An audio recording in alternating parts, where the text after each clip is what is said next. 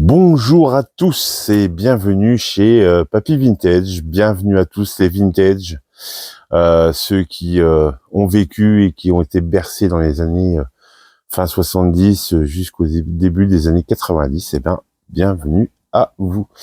Et aujourd'hui, nous allons parler d'un dessin animé qui, je pense, a été culte pour beaucoup.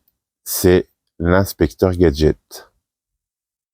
Vous vous souvenez tous de cet inspecteur un peu loufoque qui ne comprend rien à rien, qui loupe toujours ses missions, mais qui est sauvé grâce à sa nièce Sophie et à Fino, son chien, entier, qui amène les missions à l'inspecteur Gadget et un peu à la mission impossible. Le message va s'autodétruire dans quelques secondes et boum. Et c'est toujours malheureusement le chef Gontier qui subit les conséquences de la destruction du message. Est arrivé sur France 3 en 1983, plus précisément le 24 octobre. Donc l'inspecteur Gadget, c'est un cyber-policier qui est truffé de gadgets. Il en a partout, les mains, les bras, les jambes, les pieds, le chapeau, le manteau, sa voiture également, tout est truffé de gadgets. Mais on l'appelle toujours, l'inspecteur Gadget, mais vous savez qu'il a un vrai nom et un vrai prénom.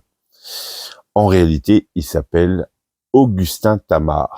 Et qu'est-ce que serait une série de héros, de biens, sans le côté maléfique de la chose? Eh ben, forcément, il y en a un, et ils sont incarnés par l'organisation MAD.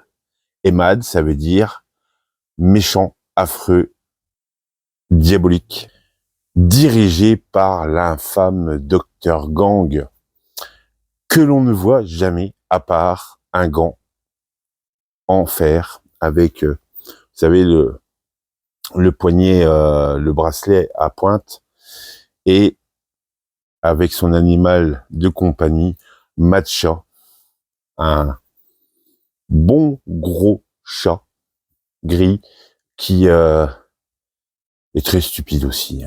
Que l'inspecteur Gadget s'emploie à contrecarrer en permanence les plans machiavéliques du Dr Gang. Pour revenir plus généralement sur la série donc de l'inspecteur Gadget, il y a eu 86 épisodes de 22 minutes chacun.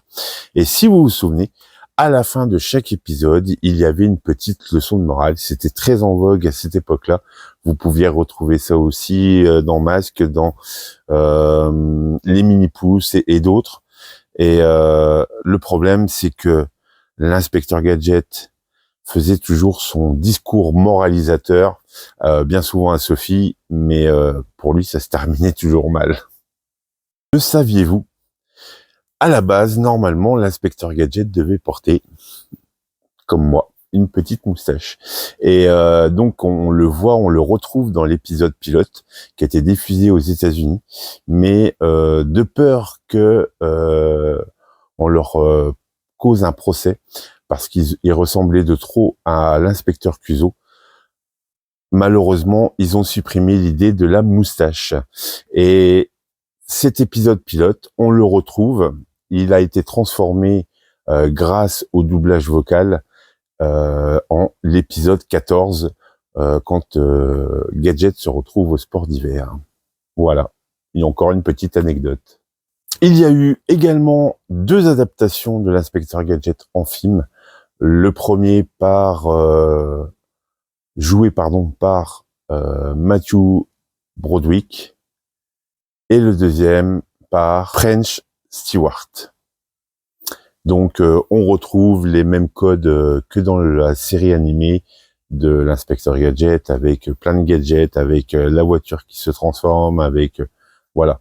Mais ça n'a pas le même cachet. Pourtant, je suis un grand fan de Matthew Broderick parce que pour moi, il a fait un film culte. Alors juste un petit, il a fait La folle journée de Ferris Bueller. Et moi, pour moi, La folle journée de Ferris Bueller, c'est un film mémorable. Voilà. Surtout pour des gens de mon âge. Pour le côté, pardon, musique, bande son, eh ben, c'est Shuki Levy et M. Saban qui se sont occupés donc de la bande originale et de l'album, voilà, de l'Inspecteur Gadget. Maintenant, bien sûr, ça fait des années que l'Inspecteur Gadget a été diffusé, mais vous pouvez tout de même le retrouver à l'époque en VHS et en DVD. Donc voilà, un des coffrets DVD de l'Inspecteur Gadget. Il y a plein de produits dérivés sur l'Inspecteur Gadget. Il y a des peluches, il y a des jouets, bien sûr. Plein de goodies à l'effigie de l'Inspecteur Gadget, que je vous montre ici d'ailleurs. Et j'en ai quelques-uns, et des livres aussi, pas mal de bibliothèques roses. Alors ça, c'est hyper étonnant. Moi, ça fait quand même des années que je collectionne et je ne m'intéressais pas auparavant vraiment à cette édition de la Bibliothèque Rose. Et au fur et à mesure du temps, j'ai appris qu'ils avaient décliné beaucoup des séries animées de notre enfance chez eux. Gadget était décliné donc dans la Bibliothèque Rose et en voici quelques exemplaires. Il y a eu également des BD grand format, oui, je parlais aussi des jouets, donc vous vous souvenez des petites figurines en PVC. Il y en a une multitude. Vous aviez aussi le très grand Inspecteur Gadget. On pouvait lui interchanger les gadgets et ça c'était vraiment super.